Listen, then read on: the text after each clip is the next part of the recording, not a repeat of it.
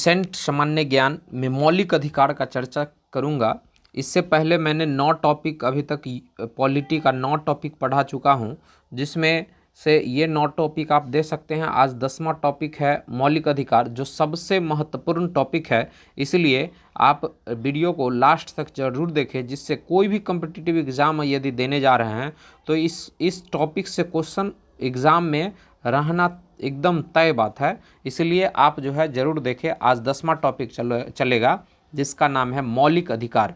मौलिक अधिकार जो है, इसके बारे में आज चलते हैं, देखते हैं कि क्या सब महत्वपूर्ण बातें हैं। एक एक पॉइंट, हर एक चीज़ देखेंगे, कोई भी एक भी पॉइंट नहीं छूटेगा आज मौलिक अधिकार का।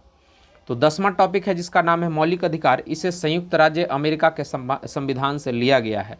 इसका वर्णन संविधान के भाग 3 में किया गया है। अनुच्छेद 12 से 35 तक का वर्णन है। संविधान के भाग 3 में जो है भारत का अधिकार पत्र, जिसको मैग्ना कार्टा कहा जाता है, मैग्ना कार्टा कहा जाता है, यानी इसे मूल अधिकारों का जन्मदाता कहते हैं। जितना अधिकार है सभी का जन्मदाता है। मौलिक अधिकार सभी अधिकारों का जन्मदाता है। ये मौलिक अधिकार सभी अधिकारों का जन्मदाता है। मैग्ना कार्टा एक फ्रांसीसी शब्द है, जिसका प्रयोग जो है इंग्लैंड में हुआ था। मैग्ना कार्टा जो है एक फ्रांसीसी शब्द है, जिसका इंग्लैंड में उपयोग हुआ था। यानी भारत के अधिकार पत्र का मैग्ना कार्टा है ये।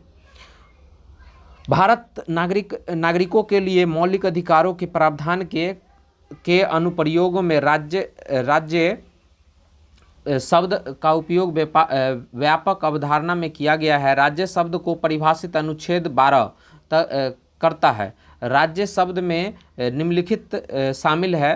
निम्नलिखित जो है शामिल है, क्या सब शामिल है? भारत सरकार, भारत की संसद, प्रत्येक राज्य सरकार एवं विधानमंडल और भारत राज्य के क्षेत्र के भीतर स्थानीय प्राधिकार। यानी ये अनुच्छेद 12 में कहानी कहा गया है, क्योंकि अभी हम देखेंगे अनुच्छेद 12 से लेकर 35 तक। तो 12 में राज्य के बारे में बताया गया है। 13 में देखिए जो 13 है अनुच्छेद, उसमें है इसके अनुसार राज्य ऐसे किसी भी कानून की अनुमति नहीं जो भारत के संविधान के भाग 3 का उल्लंघन करता है, यानी भाग 3 का उल्लंघन नहीं करता है, नहीं कर सकता है। अनुच्छेद 13(2) में लिखा गया है, राज्य में कोई भी ऐसा विधि नहीं, यानी राज्य में कोई भी ऐसा कानून नहीं बनाएगा जो भाग 3 द्वारा प्रदत्त मौलिक अधिकारों को छीनता या न्यून करती है। यदि कोई विधि ऐसा करती है तो वह उल्लंघन सीमा तक शून्य होगी। अनुच्छेद 13 का 3 में बोला गया एक अनुच्छेद कोई भी बात संविधान के अनुच्छेद 368 के तहत किए गए संशोधन पर लागू नहीं होगा। ये है अनुच्छेद 13 न्यायपालिका को मौलिक अधिकारों का संरक्षण बताता है और संविधान के भाग 3 में वर्णित अधिकारों की रक्षा करता है। ये अनुच्छेद 13 का जो है कहानी था। मौलिक अधिकारों में संशोधन हो सकता है एवं राष्ट्रपति आपातकाल के दौरान, यानी 352 आपातकाल 352 जीवन एवं व्यक्तिगत स्वतंत्रता के अधिकार को छोड़कर अन्य मौलिक अधिकारों को स्थगित किया जा सकता है।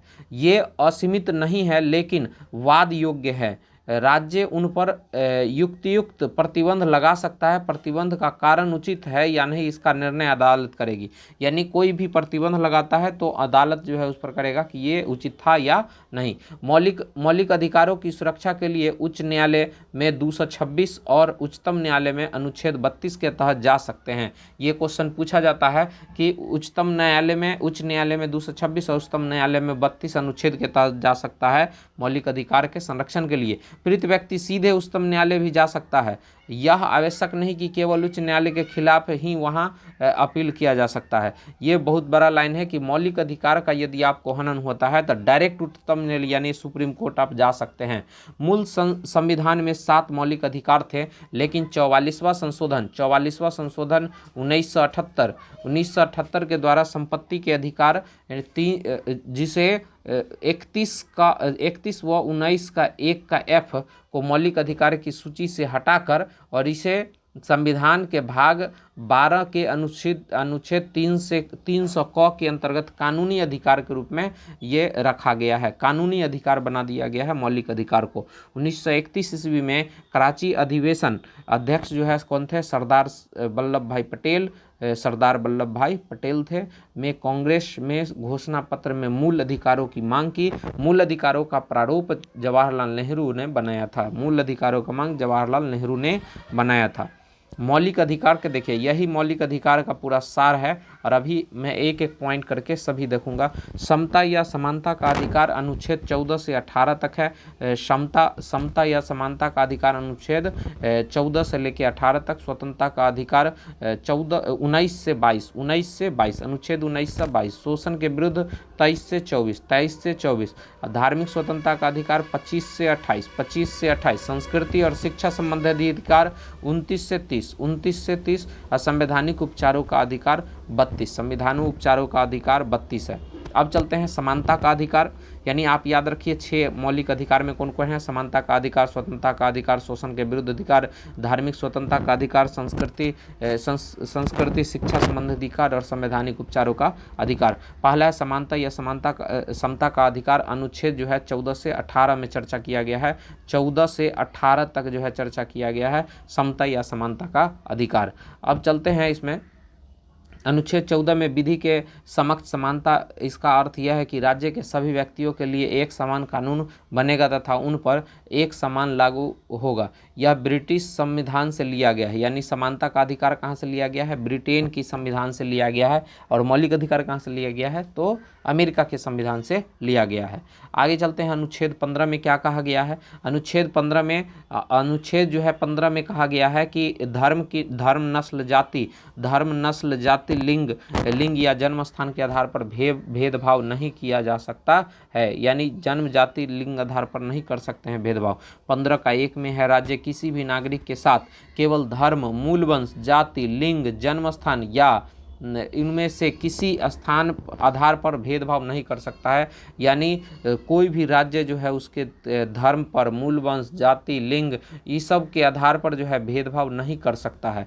अनुच्छेद जो है 15 का 2 में क्या कहा है कि कोई भी नागरिक केवल धर्म, मूल वंश, जाति, लिंग, जन्म स्थान या इनमें से किसी आधार पर सार्वजनिक स्थानों जैसे दुकानों, होटल, सार्वजनिक भोजनालय, मनोरंजन स्थलों, कुआं, स्नान घर, तालाबों, सड़कों, सार्वजनिक रिजॉर्ट में प्रवेश से वंचित नहीं कर सकता है, यानी ये 15 का 2 है। 15 का 3 में है यह अनुच्छेद 15 का 1 और 15 का 2 में दिए गए सामान्य नियम पर अपवाद है। यह अनुच्छेद उपबंधित करता है कि 15 की कोई भी बात राज्य की स्त्री और बालकों के लिए कोई विशेष उपबंध बनाने की से नहीं रोकेगी, यानी कोई स्पेशल जो है क्या दिया जाता है उसको अधिकार मिल जाता है।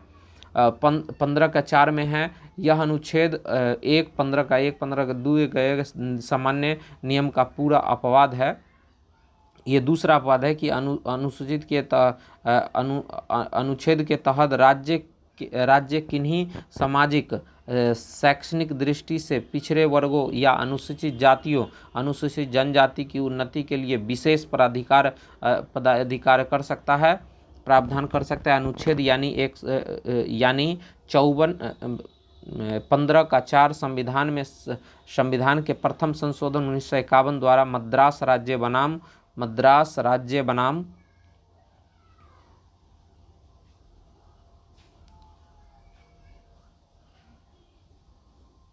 चंपाकस द्वैराज्यवाद में उच्चतम न्यायालय द्वारा दिए गए फैसले के आधार पर प्रभाव जो है शून्य करने का जोर दिया, यानी इसमें जो है अनुसूचित जनजाति पर एक विशेष अधिकार है। 15 का 5 में है यह अनुच्छेद 2006 में 93 संविधान संशोधन द्वारा जोड़ा गया।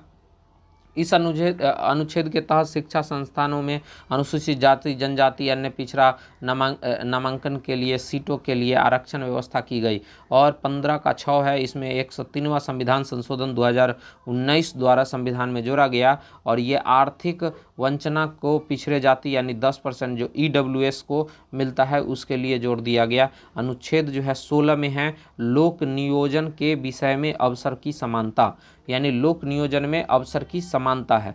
16 के 1 में है राज्य के अधीन किसी पद पर नियोजन या नियुक्त से संबंधित विषयों में सभी नागरिकों के लिए अवसर की समानता है, यानी जो फॉर्म आता है उसमें सब नागरिक के लिए बराबर है। लेकिन इसमें भी अपवाद है, 16 का 2 है, राज्य के अधीन किसी नियोजन या पद के संबंध में केवल धर्म, मूल, वंश, जाति, लिंग, उद्भव, जन्म स्थान, निवास या इनमें से किसी के आधार पर न तो कोई नागरिक अपात्र होगा और न उससे विभेद किया जाएगा। अनुच्छेद 16 के खंड 1 एवं 2 में राज्य के अधीन नियोजन या नियुक्ति के अवसर की समानता के उक्त नियम के 3 अपवाद हैं, जो हैं 16 के 3, 16 के 4, 16 के 4 का क और 16 के 5, ये सब इसके लिए अपवाद है।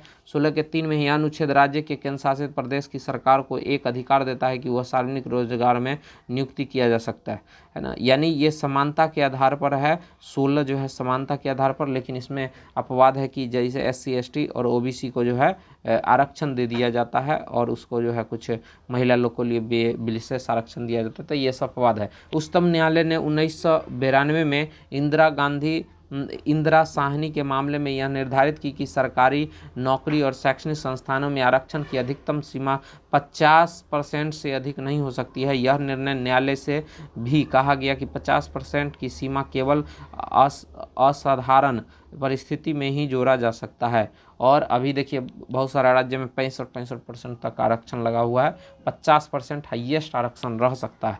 अनुच्छेद 16 के 5 है, इसके अनुसार कोई भी नियम या कानून जो किसी धार्मिक या सांप्रदायिक संस्था के कार्यकलाप से संबंधित पदों या उसके शाही निकाय के सदस्य के लिए बनाया गया है, वो उसमें उस पद के लिए किसी विशिष्ट धर्म या संप्रदाय के व्यक्ति की नियुक्ति किया जा सकता है। जैसे मदरसा उदरसा कोई विशेष धर्म जाति के लिए बनाया गया है, उसके लिए 16 में ये है। 17 में है, 17 आप याद रख सकते हैं, बहुत अच्छा से याद रख सकते हैं। अनुच्छेद 17 है अस्पृश्यता का अंत यानी छुआछूत। अस्पृश्यता का मतलब होता है छुआछूत, यानी अस्पृश्यता के उन्मूलन के लिए इसे दंडनीय अपराध घोषित किया गया है। यानी अनुच्छेद 17 का केस अगर हो गया तो समझिए कि इसे उपाय नहीं है, यह है छुआछूत का अंत के लिए अनुच्छेद 17।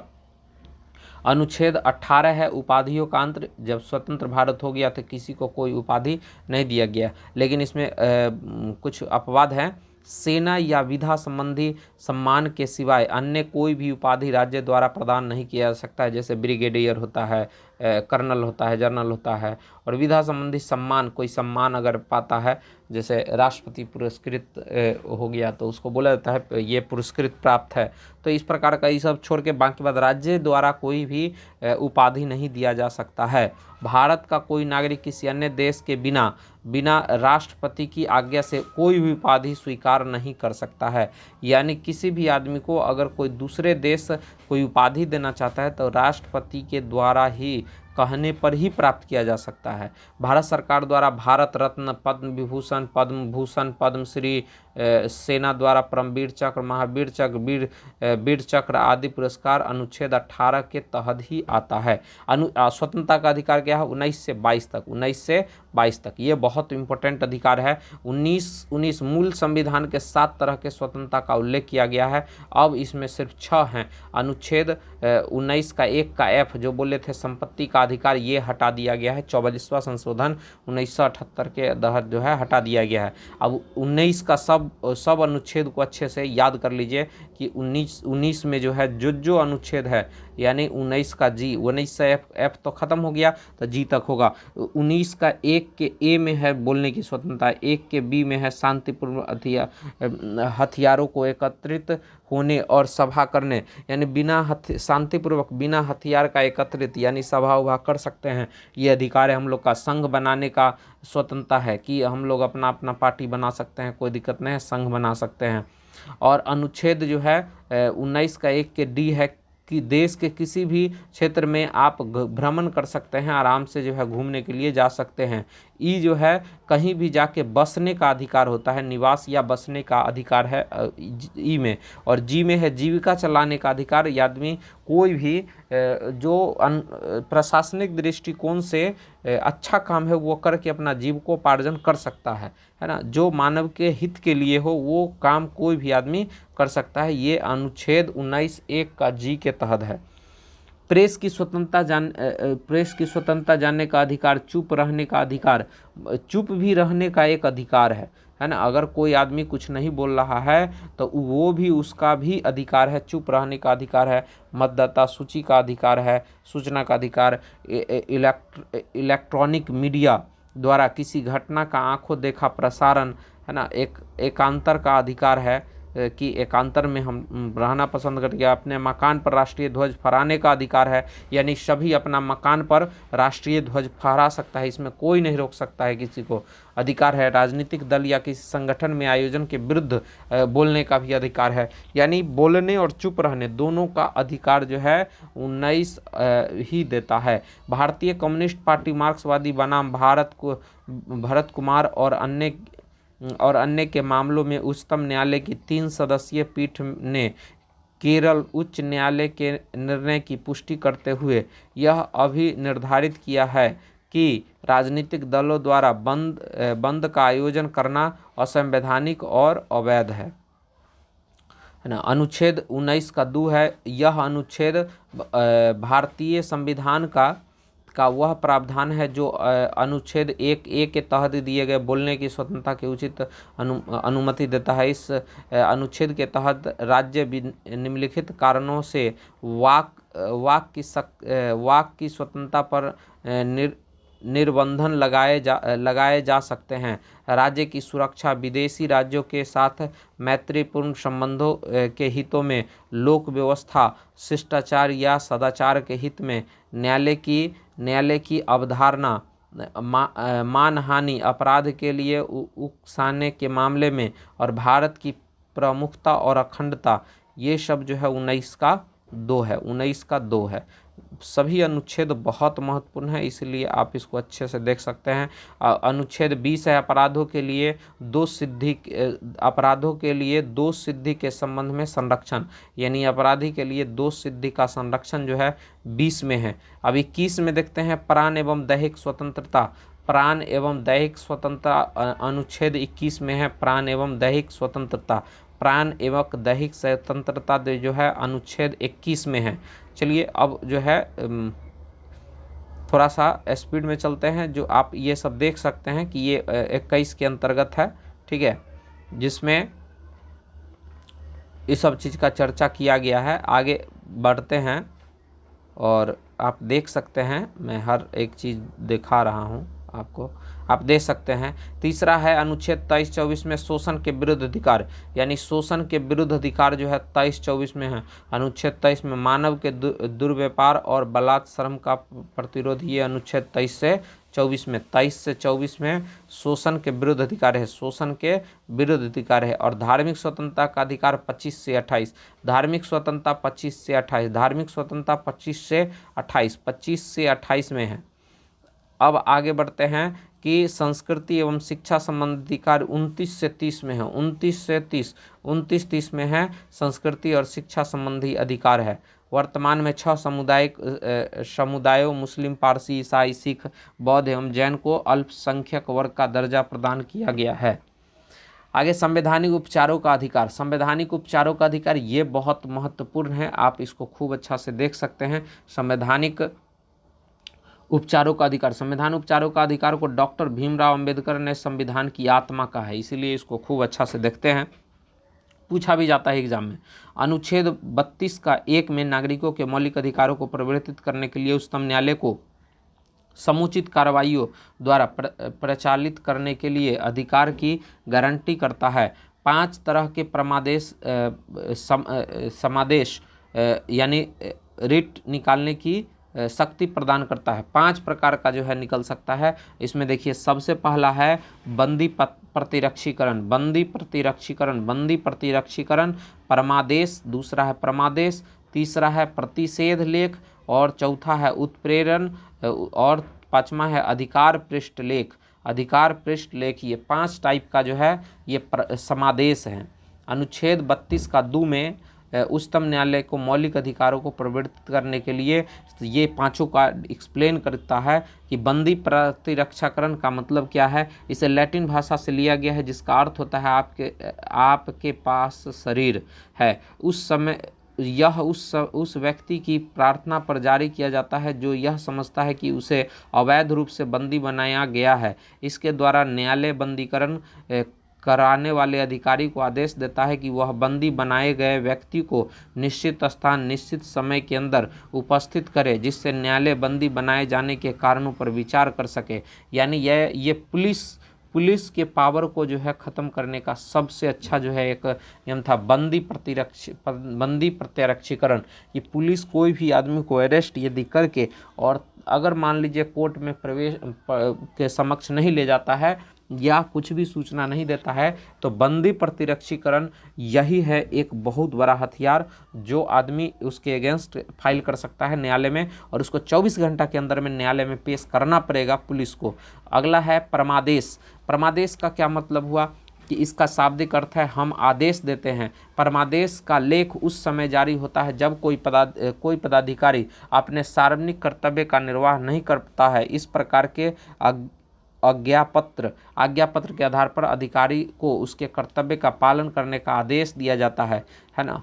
परमादेश का मतलब सीधा समझिए कि यदि कोई अधिकारी अपना काम ठीक ढंग से नहीं कर रहा है और यदि उसका शिकायत उसके सीनियर या कोई जज को किया जाता है, तो जज या उसका सीनियर जो है एक अधिकार पत्र के तहत उसको बोलेगा कि तुमको ये आदेश मानना ही पड़ेगा और उसको काम का अपने कर्तव्य का पालन करना पड़ेगा। यही है परमादेश। उसके बाद है प्रतिषेध लेख। इसका शाब्दिक अर्थ होता है रोकना, है ना। यह अज्ञात पत्र सर्वोच्च न्यायालय और उच्चतम न्यायालय द्वारा निम्न न्यायालयों व अर्ध न्यायालय को जारी करते हुए आदेश दिया जाता है कि इस मामले में हमारे यहाँ कार्रवाई न करे, क्योंकि यह मामला उसके अधिकार क्षेत्र से बाहर है। यानी अगर सुप्रीम कोर्ट या हाई कोर्ट अगर ये चाहेगा कि उससे निचला वाला न्यायालय काम न करे, इस पर उसको जो है पूरा जो है मैटर दे दिया जाए अपने बड़े न्यायालय को, तो वो ये जो है लागू कर सकता है। चौथा है उत्प्रेरण। इसका शाब्दिक अर्थ है प्रमाणित होना या सूचना देना। प्रमाणित होना या सूचना देना। इसके द्वारा अधीनस्थ न्यायालय को यह निर्देश दिया जाता है कि वे अपने पास लंबित मुकदमों के न्यायालय निर्वाचन के लिए उसे वरिष्ठ न्यायालय को भेज दे। पांचवा है अधिकार पिछालेख। जब कोई व्यक्ति ऐसे पदाधिकारी के रूप में कार्य करने लगता है जिसके रूप में कार्य करने का उसे संवैधानिक रूप से अधिकार नहीं है, तो वहीं पर आता है न्यायालय का अधिकार पिछालेख आदेश, ठीक है, के द्वारा उस व्यक्ति को पूछता है कि वह किस अधिकार से अपना काम कर रहा है, और वह इस बात का संतोषजनक उत्तर नहीं देता है तो वह कार्य उसी समय समाप्त कर दिया जाता है। दंड से संबंधित संवैधानिक शब्दावली है, जिसमें सबसे पहला है लघुकरण। सजा की प्रकृति को बदलना, जैसे मृत्युदंड को कठोर कारावास में बदल सकता है। परिहार का मतलब सजा की अवधि की बदलना, जैसे 2 वर्ष के कठोर सजा को 1 वर्ष में बदल सकता है। विराम का मतलब विशेष परिस्थिति की वजह से सजा को कम करना और शारीरिक अपंगता और महिला गर्भावस्था के कारण उसको छोड़ सकता है। और प्रतिलंबन किसी दंड को कुछ समय के लिए टालने की प्रक्रिया, जैसे फांसी को कुछ दिन के लिए टाल दिया गया। मौलिक अधिकारों की अपवाद अनुच्छेद 33 और 34 है। अनुच्छेद 33 और 34 है। क्या है अपवाद? 33 में के संविधान के भाग 3 के अपवाद है। अनुच्छेद 33 संसद को विधि द्वारा यह शक्ति प्रदान करता है कि इस भाग द्वारा प्रदत्त अधिकारों में से किसी को सशस्त्र बलों अथवा सार्वजनिक व्यवस्था को भार या बलों के सदस्यों के प्रयोग के संबंध में किस मात्रा का निर्बंधन या निराकृत किया जाए, ताकि वे अपने कर्तव्यों का उचित पालन कर सके और उनमें अनुशासन बना रह सके। इस प्रकार अनुच्छेद 33 और अनुच्छेद 13 का 2 के प्रभाव से बाहर है, जो मूल अधिकारों को छीनने या न्यून करने के निषेध करता था। 33 के अंतर्गत पारित किसी भी विधि को उक्त प्रकार के नागरिकों के मूल अधिकारों को छीनना और न्यून करना, और 13 का 2 के अंतर्गत न्यायालय में चुनौती नहीं दी जा सकती है। 50वें संविधान संशोधन के अधिनियम 1984 द्वारा अनुच्छेद 33 में संशोधन करके उनमें 2 और वर्गों के व्यक्तियों को सम्मिलित कर दिया गया, जिसके मूल अधिकारों को संसद विधि बनाकर निर्बंधन कर सकता है। संशोधन के पूर्व उसमें केवल सशस्त्र बलों के सदस्यों और लोक व्यवस्था बनाए रखने वाले सदस्य शामिल थे। अब इसमें 2 और वर्गों के व्यक्ति सम्मिलित किए गए हैं। यानी सीधा इसको मोटा मोटी समझिए कि अनुच्छेद जो है 33 और 34 जो है, जैसे जो सैनिक सब है या पुलिस वुलिस है, तो उसको भी अगर मूल अधिकार का पालन अगर रहेगा तो ऐसी स्थिति में फिर संविधान का जो है पालन कौन करवाएगा, या वो भी कहेगा मेरा मौलिक अधिकार है, हम आपका बात नहीं मानेंगे, हम स्वतंत्रता है हमको, हम जो मन है वो करेंगे। तो ऐसी स्थिति में यहाँ पर क्या होगा कि व्यवस्था जो है बना हुआ नहीं रहेगा, इसीलिए 33 और 34 को ये अपवाद लिखा गया। मौलिक अधिकार में कुछ संशोधन किए गए हैं, तो उसका संशोधन को देखिए। जैसे लोकनाथ बनाम पंजाब राज्य के निर्णय पूर्व दिए गए निर्णयों में यह निर्धारण किया गया कि संविधान के किसी भी भाग में संशोधन किया जा सकता है। यह अनुच्छेद 368 एवं मूल अधिकारों को शामिल किया गया था। सर्वोच्च न्यायालय ने लोकनाथ बनाम पंजाब राज्यवाद 1967 के निर्णय में अनुच्छेद 368 में निर्धारित प्रक्रिया के माध्यम से मूल अधिकारों में संशोधन पर रोक लगा दी, अर्थात संसद मूल अधिकारों में संशोधन नहीं कर सकती है। 24वें संविधान संशोधन द्वारा अनुच्छेद 13 और 368 में संशोधन किया गया। यह निर्धारित किया गया कि अनुच्छेद 368 में दी गई प्रक्रिया मूल अधिकारों में संशोधन किया जा सकता है। तो इस प्रकार से ये मौलिक अधिकार जो है टॉपिक जो है ख़त्म हो गया है। एक आया केशवानंद भारती बनाम केरल राज्य, ये तो पहले भी चर्चा किया गया था, है ना। 42वें संविधान संशोधन और मिनर्वा मिल बनाम भारत संघ, और ये अनुच्छेद 15, 16, 17, 18, 19, 20 यानी 29, 30 ये सब है अनुच्छेद। इस प्रकार से हम लोग का एक टॉपिक, बहुत महत्वपूर्ण टॉपिक जिसका नाम था मौलिक अधिकार, ख़त्म हुआ। आप ऐसे ही जो है सभी वीडियो देखते रहें और अपना फीडबैक ज़रूर जो है कमेंट बॉक्स में लिखें। और फिर मिलते हैं अगले दिन आप लोग को जो है 11वां टॉपिक राज्य के नीति निर्देशक सिद्धांत यानी अनुच्छेद 36 से लेके 51 तक का जो है बात एक एक लाइन अच्छे से बताऊंगा। तब तक के लिए जय हिंद।